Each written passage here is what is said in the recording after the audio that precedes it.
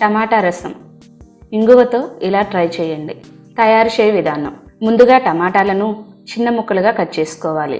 3 రెబ్బల చింతపండును నానబెట్టుకొని టమాటాలను చింతపండును మెత్తగా ఉడికించి వాటి నుండి ఎంత రసం వస్తే అంత రసం తీసి పక్కన పెట్టుకోవాలి.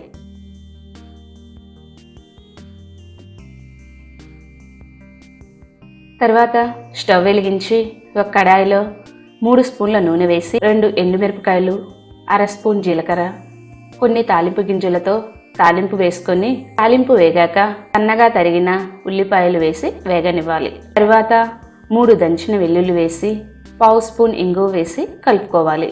తర్వాత కొంచెం అల్లంను మెత్తగా లేదా వీడియోలో చూపినట్లు తురుముకొని కలుపుకోవాలి.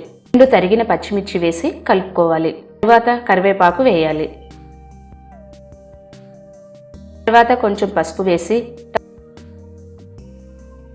టమాటో రసం, చింతపండు రసం పోసి కలుపుకోవాలి. కావాలంటే కొన్ని నీళ్లు కలుపుకోవచ్చు. తర్వాత తగినంత కల్లుప్పు లేదా ఉప్పు వేసి అందులో 1 స్పూన్ ధనియాల పొడి, అర స్పూన్ కారం, 1 స్పూన్ రసం పొడి వేసి మరగనివ్వాలి. చివరగా సన్నగా తరిగిన కొత్తిమీర వేసి కొంచెం మరగనిచ్చి స్టవ్ ఆపివేయాలి. అంతే, టేస్టీ టమాటా రసం రెడీ. ఈ రసం అన్నంలో లేదా ఇడ్లీలతో చాలా బాగుంటుంది.